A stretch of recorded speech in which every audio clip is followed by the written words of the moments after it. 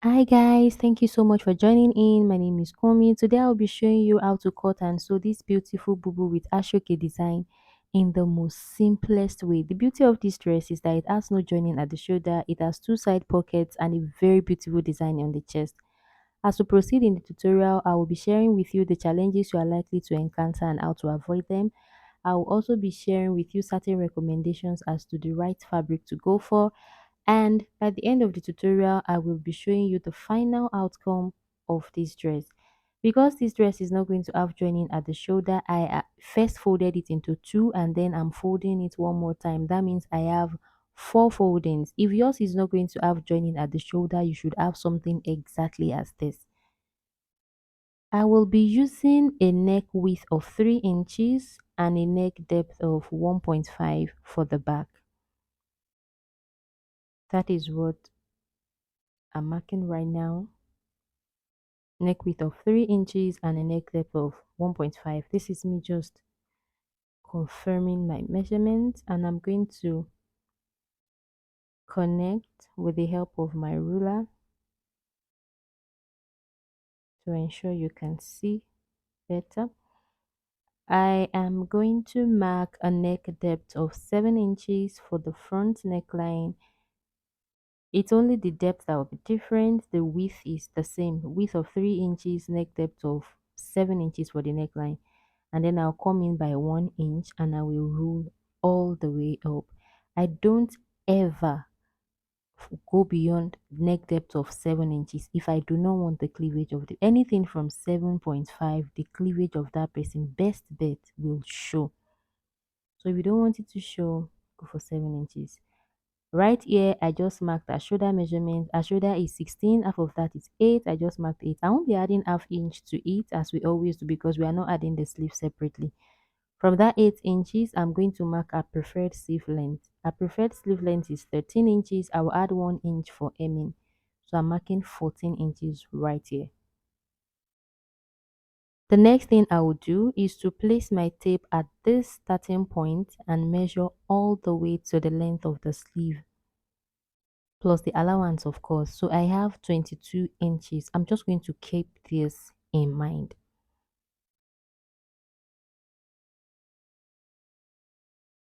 I'm going to come down from that sleeve by 12.5 inches. This is for a plus size and they usually do not like their dresses excessively big.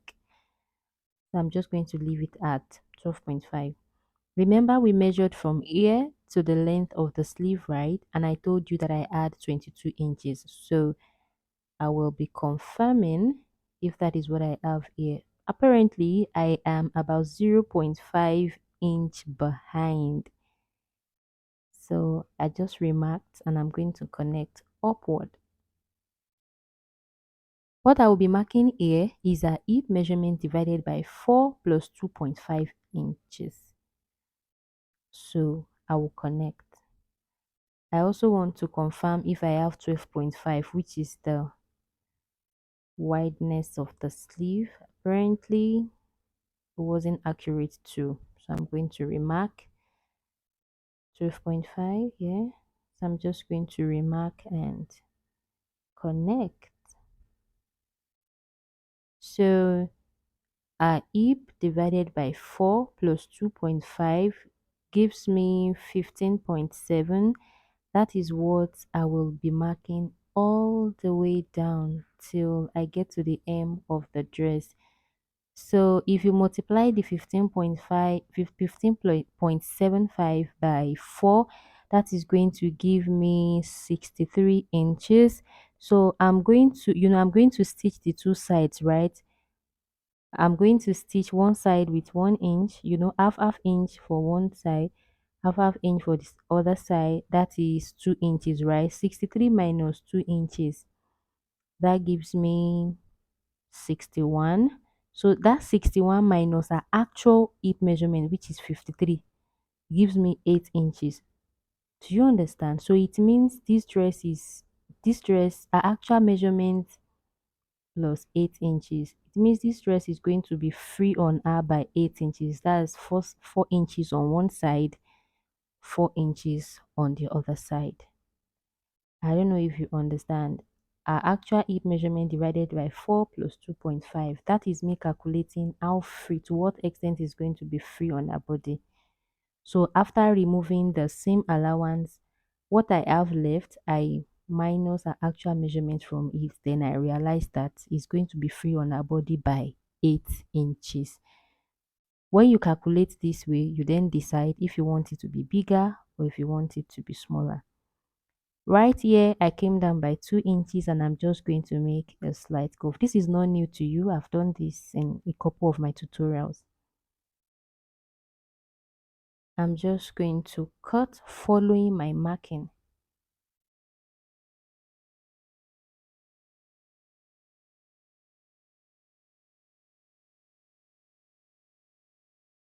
I'm going to give the neckline a curve. Remember I said this is for the back. After cutting it, I'm going to place my tape like this. Mark from my actual waist length, I'm just going to come down by 1 inch. I'm going to give that place a notch, and that's where my pocket is going to start from. This is the back, so I'm just going to push it like this to enable me trace the front neckline.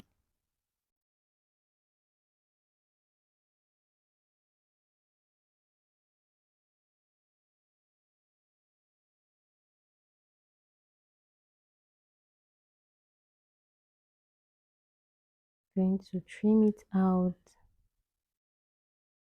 At this point, you can give the midpoint of your fabric a very good press before opening it up.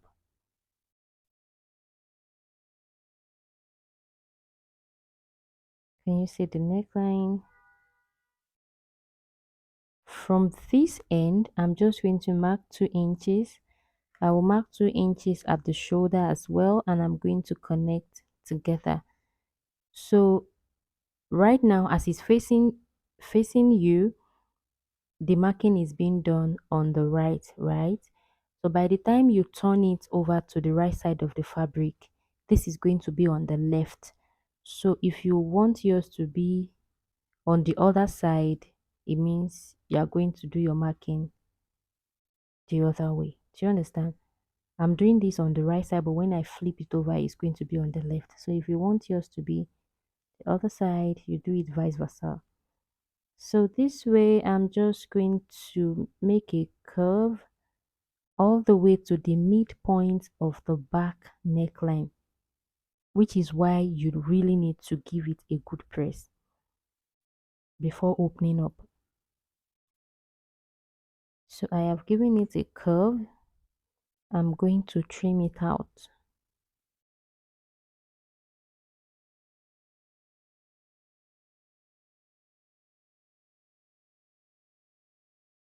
You see,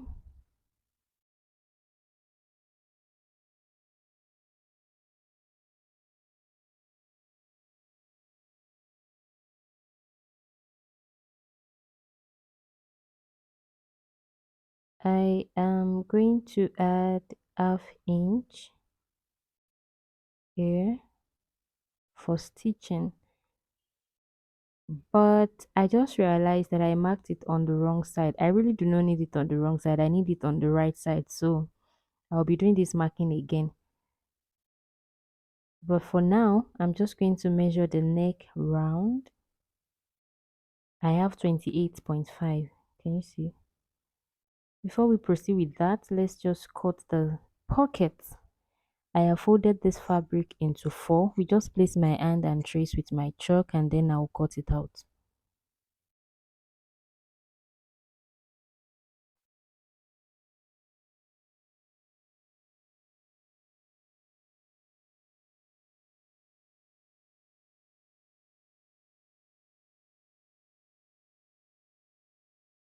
And I will cut.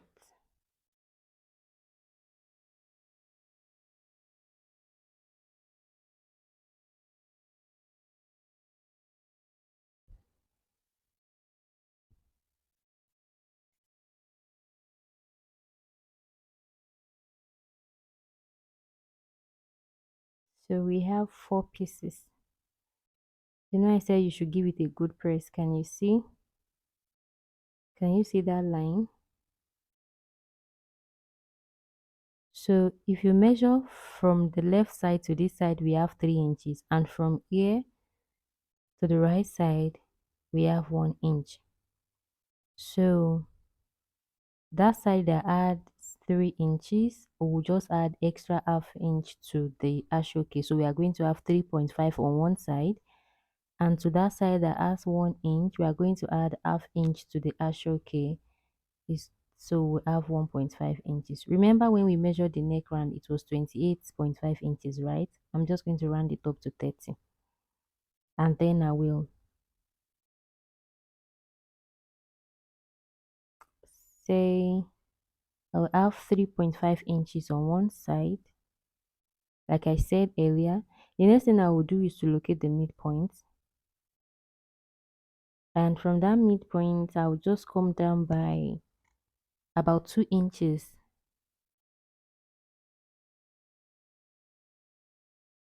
I'll come down by 2 inches.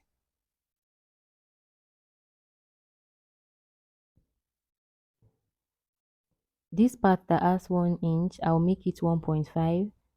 And as I mark towards the midpoint, I will be increasing it.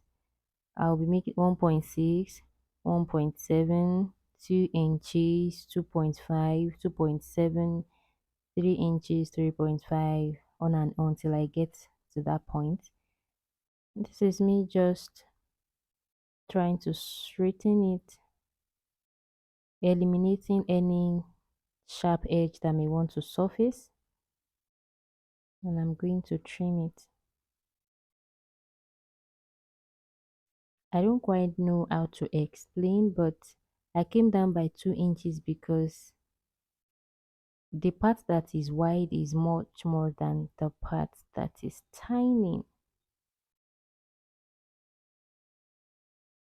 So that 1 inch, that half inch that I marked at the wrong side, I really need it on the right side, so I'm remarking it. Came down by half inch. The first error, do not sew like this. Leave about extra half inch. So my own, I didn't leave extra here and I paid for it. I had to later join it to it. So I have extra here after stitching. I'm going to show you. So I have stitched and this wide part has extra, which is perfect. But you see that other side does not have extra. And the fabric started shredding. Don't forget to notch towards that line. When you get to that line, you stop. Notch on both sides. So before cutting this off, ensure to leave about half inch, then trim off. So this is the mistake I made. The other side does not have half inch. I had to lose it, then extend it. I had to add extra ashoke to that side. Can you see? It's jumping on that other side. And then it now started shredding. So that was the first mistake. Remember to leave excess on that side as well. Flip it over. At this point, I had already added extra to it. Then stitch. This is going to be for the other design. I'm just going to locate the midpoint of this. Right there, I have about 13.5 inches. You can make yours wider. I'm just going to mark the midpoint and I'm going to rule it. Another thing I would like to say is I'm going to locate this midpoint as well, and I'm going to just watch while I explain. Will I recommend ashoke for this style? No. It shreds a lot. If you do not have a weaving machine at home such that as you are stitching you are overlocking it, please just use Mikado. I have a weaving machine, but I still prefer Mikado. But if you so want to use ashoke, ensure that you have overlocking machine. So as you cut your ashoke, just overlock it. It shreds a lot. It will frustrate you. It goes beyond this simple thing you are seeing. It's actually frustrating working with ashoke without overlocking machine. That's the second thing I would like to point out. So I use this ashoke to cut the main fabric out. I want to fold the edge, and I want to use the easy method. So I'm just going to stitch all around, and I'm going to create a hole in the middle when I'm done. I would have used hemming gum if you've watched some of my tutorials on how to turn any shape of your choice, how to fold the edges of circle on and on. This is what I do. I mostly use cotton hairstay or paper gum. But because this ashoke is transparent, imagine me putting a white hairstay underneath. It's going to show. So this, meanwhile, this fabric is going to show anyways. So I decided to just use it to turn it. Do you understand? So this is what it looks like. I folded the edge and it is as sharp as can be. I will come here, place it like this, secure it with pin, then go ahead to stitch it like this. Don't forget, I strongly recommend Mikado. If you do not have an overlocking machine, please stick to Mikado. See, I've overlocked it. Can you see? If you have an overlocking machine, fine. If you do not, please use Mikado. I strongly recommend Mikado. So place the right side of your pocket to place the wrong side of your pocket on the right side of your fabric. I have flipped this fabric I have flipped it to the wrong side. I hope you know. We are about to stitch with our seam allowance. So you should place it like this.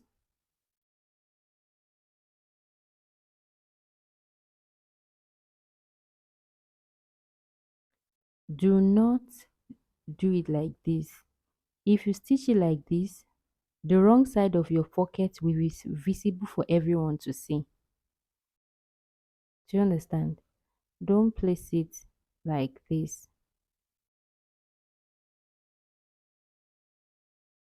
Flip it the other way, this way. The wrong side of your pocket is facing the right side of your fabric. When you are done, stitch that pocket side first. Go to your machine and overlock it. I'm just going to secure this place with a pin as well.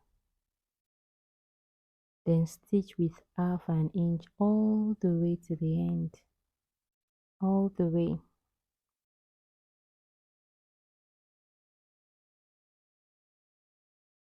Can you see? So occasions when you see the trace of the design that you have on the chest inside the sleeve, this is what they do. They cut a fabric that is as wide as the roundness of the sleeve. They stitch first like this on the right side and then they flip it in and fold it with half an inch all the way around. My customer, understanding that the ashoke will make the sleeve to stand a little, opted out, so she is not using ashoke for the sleeve. So I'm just going to fold it, and that's all. So guys, another reason why I recommend Mikado is that it is wider and it is economical. If you are to get an ashoke that will be wide enough for you, you are going to have to specially make it if you don't want to join it. With this, we've come to the end of the tutorial. Thank you.